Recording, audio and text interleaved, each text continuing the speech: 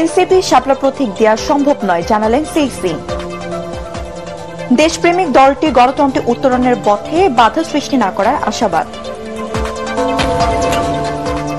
জুলাই যোদ্ধা ও পরিবহন শ্রমিক দ্বন্দ্বে ঢাকা ময়মনসিংহ মহাসড়কে বাস চলাচল বন্ধ, চরম বিপাকে যাত্রীরা। পিআর পদ্ধতিতে নির্বাচন সহ 5 দফা দাবিতে দেশের বিভিন্ন স্থানে জামায়াতে ইসলামী সহ সমমনা 7 দলের বিক্ষোভ, জেলা প্রশাসক বরাবর স্মারকলিপি।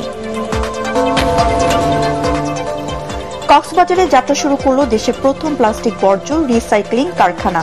বানানো হচ্ছে চেয়ার, টেবিল ও সোফা। নতুন দিগন্তের সূচনা বলছেন বিশেষজ্ঞরা।